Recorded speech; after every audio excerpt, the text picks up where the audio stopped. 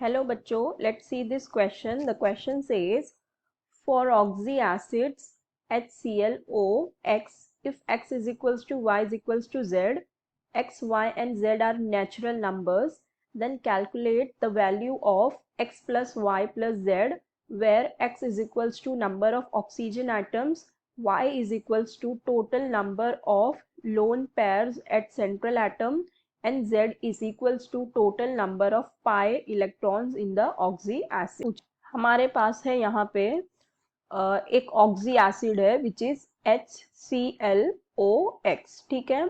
और यहाँ पे हमारे पास दिया हुआ है कि x is equals to Y is equals to Z है, और हमें इसकी वैल्यू इसकी x plus Y plus Z है, ठीक है। हमारे पास दो कंडीशंस दी हुई है कि x is equals to Y is equals to Z है, एक ये चीज मतलब तीनों की वैल्यू कैसी है, सेम है, और एक है कि x plus Y plus Z, ठीक है। सो ये दो चीजें हमें दी हुई है। अब हमें क्या कह रहा है कि जो x है हमारा वो है नंबर ऑफ ऑक्सीजन एटम, और जो y है वो है total number of lone pairs at central atom, और z है हमारा total number of pi electrons in the oxy acid. So अब देखो, अब हमें पता नहीं है कि हमारा ऑक्सीजन एटम कितना है, ठीक है। हमें x, हमारा x क्या दिया हुआ है, नंबर ऑफ ऑक्सीजन एटम, और हमें पता नहीं है कि ये x की वैल्यू कितनी है। तो हम पहले क्या करते हैं, सपोज हमारे x की वैल्यू कितनी है 1, ठीक है। So let x is equals to 1, पहले हम सपोज करते हैं हमारे x की वैल्यू 1, तो इसका हमारा फॉर्मूला क्या हो जाएगा, HClO1, ठीक है। सो फिर अगर इसका हम स्ट्रक्चर ड्रॉ करें तो इसका स्ट्रक्चर कैसा हो जाएगा, हो गया इसके पास ऑक्सीजन सेंट्रल एटम हो जाएगा, और इस तरह से स्ट्रक्चर होगा, और ऑक्सीजन के पास तो होते हैं दो लोन पेयर, तो इस तरह से दो लोन पेयर आ जाएंगे, ठीक है। तो हमने x सपोज किया कि 1, तो अब y हमें क्या दिया हुआ है, total number of lone pairs at central atom. So y क्या हो जाएगा, total number of lone pair, और यहाँ हम लोन पेयर देखें तो कितना है, यहाँ पे एक और यहाँ पे एक, मतलब 2 है।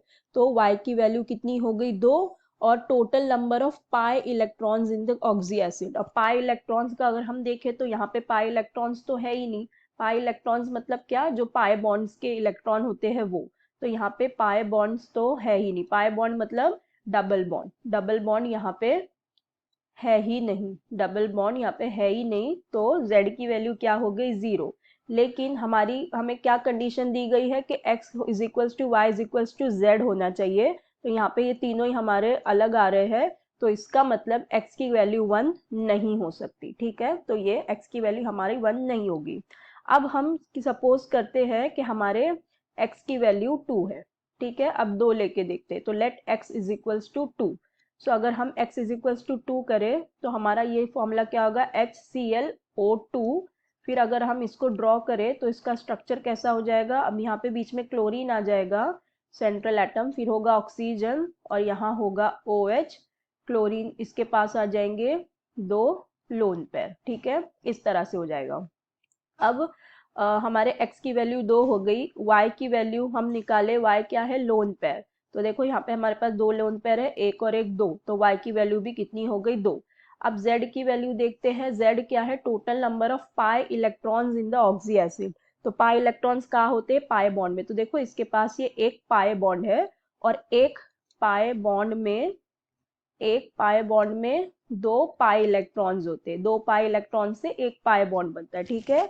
ये एक सिग्मा बॉन्ड है और एक पाई बॉन्ड है, तो एक पाई में दो पाई इलेक्ट्रॉन्स होते हैं, और हमें z की वैल्यू दी हुई है कि नंबर ऑफ पाई इलेक्ट्रॉन्स है, पाई बॉन्ड नहीं कहा है, पाई इलेक्ट्रॉन्स, तो मतलब 2 हो जाएंगे। तो देखो यहाँ से हमारा आ गया x is equals to Y is equals to Z आ गया। तो मतलब हमारी ये जो कंडीशन हमें दी थी, ये हमारा इसके हिसाब से आ गया। If x is equal to Y is equals to Z, तो हमें कैलकुलेट क्या करना है, then calculate the value of, ये हमें कैलकुलेट करना है x plus Y plus Z. तो क्या हो जाएगा हमारा, x plus Y plus Z हो जाएगा हमारा 2 plus 2 plus 2 is equals to 6, ठीक है। सो हमारे x plus Y plus Z की वैल्यू कितनी आ जाएगी, 6, और यही हमें काउंट करना था, ठीक है। So I hope you understood the question. Best of luck, thank you.